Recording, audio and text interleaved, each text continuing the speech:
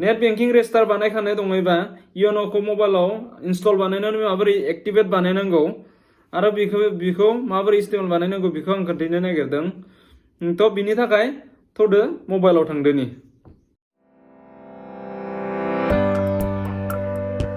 बिनि थाखाय जों मबाइलाव प्ले स्ट'राव थांनांगोन योनोखौ डाउनलड बानायना लानांगोन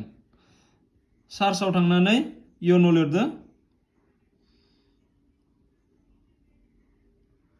योनो SBI बानायबानो अलरेडि इयाय क्लिक बानायबानो जागोन योनो SBI इनि उनाव एप्स मोननै मोनथाम दं आजिखालि योनो SBI बेंकिं पार्सनेल इयाय थांनांगोन मोनसे दं योनो लाइटआव थाङाब्लासिनो जोङो नैबेदि सिम्बल नुनायाव जों क्लिक बानायनांगोन नैबेयाव योनो SBI बेंकिं इयाय इनस्टल बानायना लादो नै दाना योनो इनस्टल जाबाय बेग बानायनोसै बेगाव थांनानै नैबे योनो क्लिक बानायदो योनो एप्सआव क्लिक बानायदो बिनि उनाव बेखौ एप्सखौ नोङो एलाव बानायदो while using the apps allow when नै गोजौनियाव क्लिक बानायदो दाना इयाय इदि इन्टारफेस फैगोन बिदि खोन्थागोन बिनि उनाव नों मा मोनसेयाव जोङो निउ SBI नंला अलरेडि एक्सिस्टिं जों अलरेडि नेट बेंकिं खुलिखानाय दं थ' इयाय क्लिक बानायदो इनि उनाव एलाव बानायदो इनि उनाव सिम 1 ना 2 नोङो मा मोनसे सिमाव मेसेजआ फैयो बेखौ क्लिक बानायदो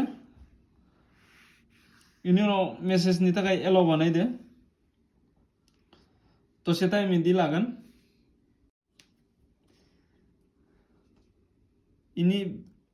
इयो बेंकखौ अलरेडि डिटेक्ट बानायनो थाखाय एसे टाइम लायदो बिनि उनाव प्रसेसनि उनाव इयाय इउजार आइडिखौ थुदो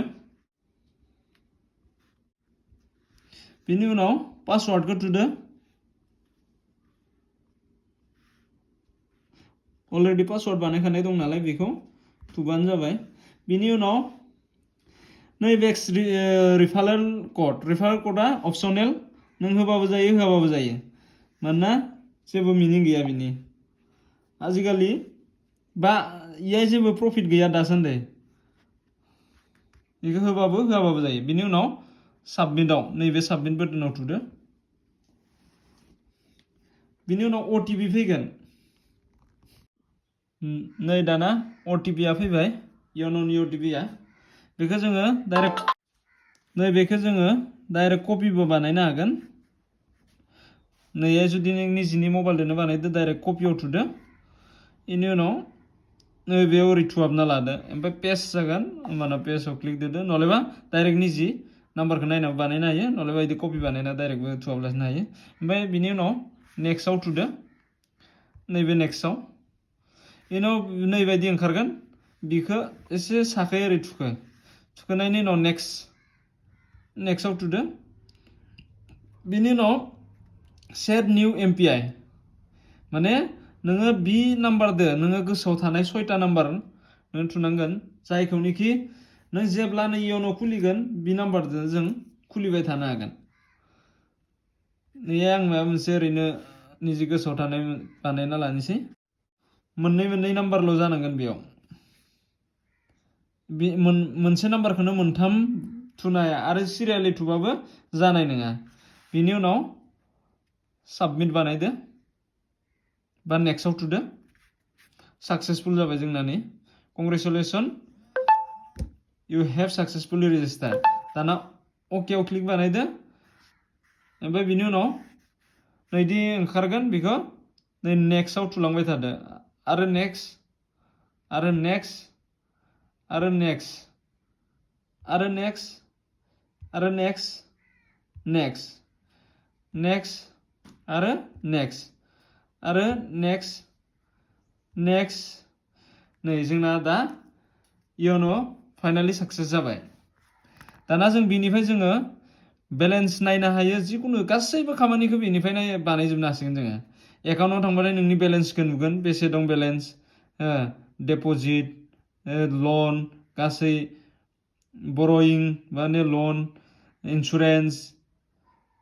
इफोरखौ गासैखौबो इयाय नुजोबगोन माय रिवार्ड इनिफ्राय नोङो जुदि ट्रेन्सफार एरि बानायो होमबाना रिवार्ड मानिबो मोनो बिनि उनाव बेक थुनोबाथाय बेयो थांदो बेनि उनाव इयन' पेआव थांबाथाय जोङो क्वाइक ट्रेन्सफार माने जल्दि ट्रेन्सफार बानायनो हागोन ओमफ्राय केस इयन' केस जोङो एटिएम गैयाब्लासो इयन'दो बे एप्सदोनो जोङो फैसा 25,000सिम बरननो हायो ओमफ्राय बेंक एकाउन्टाव थांनानै जोङो ट्रेन्सफार बानायनो हागोन नैबेयाव इयो नोङो पे ए निउ बेनिफिसारि नै इयो लिरनाय दं पे ए निउ बेनिफिसारि पे ए निउ बेनिफिसारि इयो थांनानै हागोन उनाव बेक बानायनोबा हदाय नै खनाखै डाइरेक्ट इयो बेक बानायबा जानाय नङा जोंनि नै इयो बेक बानायबा जानाय नङा इयो बेक बानायबा जाया बेखौ नैयो बेक बानायबासो जागोन बिनि उनाव कन्टेक्ट नाम्बार बारकड स्केनार गासैयो जाजोबो क्रेडिट कार्ड मबाइल बिल पेमेन्ट HDFC माने DTS रिचार्ज बिल पेमेन्ट बेफोर ओंखारजोबगोन आरो बिनि उनाव जुदि नोङो इन्सुरेन्स इलिजिबोलबा नोङो बेंकआव बा माबा मेडिकेलाव थाङाब्लासिनो बा बेंकआव थाङाब्लासिनो आरामसे इन्सुरेन्स इनिफ्रायनो खुलिनो हागोन नोंनाव जि अफार फैगोन बेयाव खोन्थागोन सोरबा कार लन अफार बा अफार इया खोन्थाजोबगोन नैबेयाव बिनि उनाव जोङो बेगाव थांदोनि बिनि उनाव जुदि मायाबाफोर प्रब्लेम अफारफोरखौ नैया नायनो हागोन मायाबा शपिं टपिंनि अफार इन्सुरेन्स डिप'जिट नोङो जुदि फैसा डिप'जिट दोननाय दंबाथाय इयो नायनो हागोन इनभेस्टमेन्ट नों इनभेस्टमेन्ट बानायदोंबा लननि सोमोन्दै इयो डाइरेक्ट क्लिक बानायनानै नायनो हागोन मोनबेसे लन दं गैया बिदि बिनि उनाव आरो मा नै इयो मोननैसो माबा होनाय दङ नै गाहायथारखै माबाथाय सार्भिस रिकुवेस्टआव थांनानै जों बहुत खामानि मावनो हायो सार्भिस रिकुवेस्टआव थांनानै जोङो गासै मेनेज बानायजोबनो हायो प्रफाइलखौ जों चेन्ज बानायनो हायो सेटिंस बानायनो हायो सेटिंसआव जों मा नुगोन चेन्ज एमपिआइ पिन दासो सेट बानायनायखौ जोङो सोलायनो हागोन रिमुभ एमपिआइ बावगारदोबाथाय रिसेट इन्टारनेट बेंकिंनि पासवार्डखौ सोलायनो हागोन reset profile password manage transaction नों बेसे बुरजा ट्रेन्जेक्सन बानायनो बेफोरखौ हागोन बेफोराव गासै दंजोबो ओमफ्राय बिनि उनाव इयो थुदो हमाव फैदो बिनि उनाव आरो गाहायाव थांनानै जुदि नों इयुनाव मायाबा प्रब्लेमफोर मोनो नैबे नाम्बाराव कल बानायनानै सिस्टेम बायदि थुलांबाय थाबानो जागोन आरो बिनि उनाव बिल पेमेन्ट टिकेट बुकिंनि थाखाय डाइरेक्ट इया थांबाबो जाया टिकेट बुकिंनि थाखाय एक्सट्रायै भिडिअ बानायनाय दंखायो बेयाव थांबाथाय नुगोन IRCTC एकाउन्ट खुलिना लानांगोन होमबासो इयो टिकेट दाननो हागोन SBI रिवार्ड बिदि जों रिवार्ड पइन्ट मोनो इ पइन्टजों जोङो माबा मबाइल रिचार्ज ओरि बानायनो हागोन नियारेस्ट ATM ब्रान्च बेफोर गासै इयो सिस्टेमा दंजोबो बेनिफ्राय नोङो गासैबो खामानि मावगोन आरो बेयाव आरो सार्भिस रिकुवेस्टआव थांनानै नैबे सार्भिस रिकुवेस्टआव थांनानै गासै खामानिखौ मावनो थाखाय नै इयो चेकबुक एप्लाइ बानायनो हागोन पार्सनेल इनभेस्टमेन्ट लन एकाउन्ट डेबिट कार्डखौ नों बाहाया डिलाइट बानायनो दाननो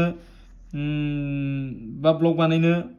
आरो बिनि उनाव एप्लाइ बानायनो सोब बेफोरावनो जाजोबगोन बेनि थाखाय प्रफाइल पासवार्ड बाहायनांगोन थ' जोंना इयन' नोंथांमोना आंनि भिडिअखौ नायनानै मोजां मोनोब्ला लाइक आरो साबस्क्राइब बानाय लोगोसे खनायाव बेल नटिफिकेसनखौबो अलाव दबायना हो मानोना गोदान भिडिअ जेब्ला आपल'ड बानायगोन आं नोंसोरो होमबाना मिथिनो मोनगोन आरो बेनि अनगायैबो जुदि नोंसोरो मायाबा डाउट दङबा बेफोरनि सायाव आंखौ मेसेज बानायनाबाबो कमेन्ट बानायनाबाबो सोंहरजागोन आं डेफिनेटलि नोंसोरखौ खोन्थागोन